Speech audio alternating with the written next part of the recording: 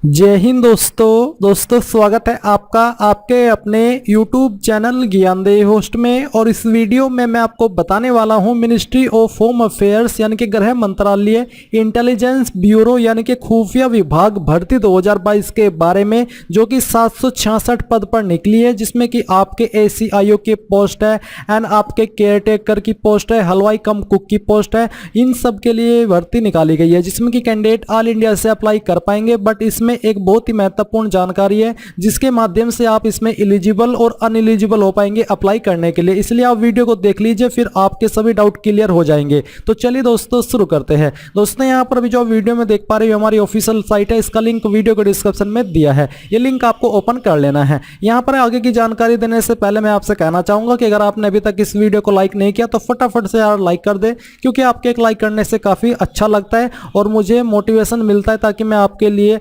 आगे भी job update लेकर के सबसे पहले आता रहूं। अब चलिए इस भर्ती के बारे में बात करते हैं। तो आप यहां पर अगर इसका नोटिफिकेशन डाउनलोड करना चाहते हैं तो डायरेक्टली ऑफिशियल नोटिफिकेशन के ऊपर क्लिक करके कर सकते हैं, या फिर जो MHA यानी कि गृह मंत्रालय की ऑफिशियल वेबसाइट है, यहां पर आकर के नोटिफिकेशन में आकर के वैकेंसीज के ऊपर क्लिक करके इस सर्कुलर को डाउनलोड कर सकते हैं। जैसे आप इसके ऊपर क्लिक करेंगे तो आपके सामने नोटिफिकेशन आ जाएगा, जहां पर आपको बोला है कि आपकी जो वैकेंसीज है वो निकाली गई है 766 पद पर, जिसमें कि ACIO फर्स्ट एग्जीक्यूटिव के लिए 70, इस 2 के लिए 350, JIO फर्स्ट के लिए 50, JIO 2 के लिए 100, ऐसे एग्जीक्यूटिव इसके लिए 100 पद है, केयर टेकर के लिए 5 पद है, हलवाई कम कुक के लिए 9 पद है। आप देख सकते हैं बेसिकली आपको पदों की जानकारी दी गई है। यहाँ पर दोस्तों सबसे महत्वपूर्ण जानकारी इस भर्ती की यह है कि इसमें जो फ्रेशर कैंडिडेट है वो अप्लाई नहीं कर पाएंगे। जी हाँ दोस्तों, जब मैंने इस नोटिफिकेशन के बारे में पढ़ा और जाना तो मुझे मालूम हुआ कि इसमें फ्रेशर कैंडिडेट अप्लाई नहीं कर पाते, और ये जानने के बाद में मुझे काफी बुरा लगा, क्योंकि इन डिपार्टमेंट के अंदर पहले ही बहुत कम वैकेंसीज निकलती है, और अगर निकलती है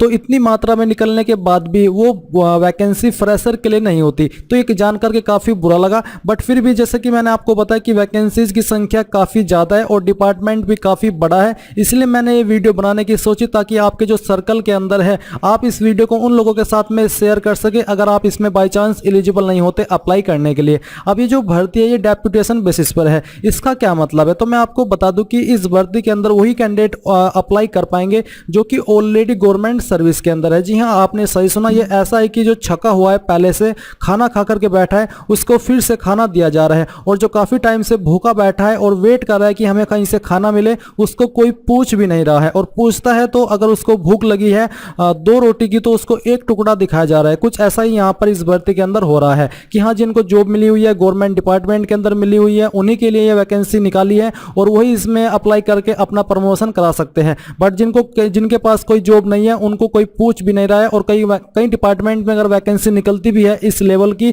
तो फिर उसमें 2-4 पद निकलते हैं और फॉर्म भरने वालों की संख्या काफी ज्यादा होती है। तो ये मुझे पर्सनली काफी बुरा लग रहा है इसके बारे में, और आपको बताते हुए भी बुरा लग रहा है। बट क्या करें, क्योंकि ये डिपार्टमेंट बड़ा है तो मैं आपको इसके बारे में अपडेट कर रहा हूं। तो बेसिकली ये है कि आप जिस भी पोस्ट में अप्लाई करेंगे उस पोस्ट में अप्लाई करने के लिए आपसे सबसे पहली कंडीशन तो यही है कि आपका जो है जॉब होना चाहिए रेगुलर बेसिस पर सेंट्रल गवर्नमेंट के अंदर। इसके अलावा फिर जो अन्य एलिजिबिलिटी है वो काम आएगी। पहला तो यही है कि आपका सेंट्रल गवर्नमेंट का एम्प्लॉय होना चाहिए, जिसमें कि आपके पास 3 से 5 साल की सर्विस है। जैसे कि अगर मैं बात करूं इस पोस्ट की जिस पर 70 वैकेंसीज है, तो इसमें बोला है कि आपका ऑफिसर्स होना चाहिए सेंट्रल पुलिस ऑर्गेनाइजेशन या फिर स्टेट पुलिस ऑर्गेनाइजेशन का या फिर डिफेंस फोर्सेस का, जो कि आपकी जॉब रेगुलर बेसिस पर हो, एंड इसके अलावा आपको इस लेवल की सैलरी मिलती हो, और आपके पास बैचलर डिग्री हो यानी कि आपका ग्रेजुएशन होना जरूरी है, एंड आपके पास 2 ईयर का एक्सपीरियंस भी होना चाहिए सिक्योरिटी या फिर इंटेलिजेंस वर्क के अंदर, तब आप इस पोस्ट पर एलिजिबल हो पाएंगे। इसी प्रकार से अगर हम जो अन्य पोस्ट उनके बारे में बात करें तो junior intelligence officer first executive पर भी सेम एलिजिबिलिटी आपकी रखी है। बस इसमें जो आपका पे लेवल है वो आपका 25,500 से लेकर के 80,100 रुपए का होना चाहिए, यानी कि आप ऐसी पोस्ट पर जॉब करते हो जिस पर आपको इस पे लेवल 4 के तहत सैलरी मिलती हो, तब आप इस पर एलिजिबल हो पाएंगे। इसी प्रकार से आप यहाँ पर जूनियर इंटेलिजेंस ऑफिसर JIO की पोस्ट के लिए भी एलिजिबिलिटी चेक कर सकते हैं। एंड जो आपकी सिक्योरिटी असिस्टेंट की पोस्ट है जिसके लिए 100 पद है, इस पर भी सेम कंडीशन रखी है। इसमें भी आपका सेंट्रल पुलिस ऑर्गेनाइजेशन का ऑफिसर होना चाहिए या फिर स्टेट पुलिस का या फिर डिफेंस फोर्सेस का, तब आप इस पोस्ट पर अप्लाई करने के लिए एलिजिबल हो पाएंगे। तो ये बहुत ही वैसे पता नहीं समझ में नहीं आता कि क्यों ये ऐसी वैकेंसी निकालते हैं, बट क्या करें, गवर्नमेंट का एक ये प्रोसेस होता है इन पोस्ट पर जॉब देने का। जैसे कि हलवाई कम कुक की पोस्ट है, 9 वैकेंसी इस पर निकाली है। इसमें आपको बोला है कि आपका एक तो कंडीशन है कि आप सेंट्रल गवर्नमेंट के ऑफिसर्स होने चाहिए किसी भी पोस्ट पर जिस पर आप रेगुलर जॉब करते हैं, या फिर आपके पास असिस्टेंट हलवाई कम कुक का 3 साल का सर्विस रेगुलर सर्विस होना चाहिए जिस पर आपको ये वाला पे बैंड मिलता है। एंड साथ ही आपके पास 10वीं पास की योग्यता होनी चाहिए और आपके पास या तो सर्टिफिकेट या फिर डिप्लोमा होना चाहिए कैटरिंग के अंदर, और 2 साल का एक्सपीरियंस होना चाहिए आपके पास गवर्नमेंट डिपार्टमेंट में या फिर जो कंपनी गवर्नमेंट डिपार्टमेंट के अंदर काम करती है उनके अंदर। बेसिकली है कि इस पर ये वाली कंडीशन अगर आपके पास है तो आप एलिजिबल हो सकते हैं।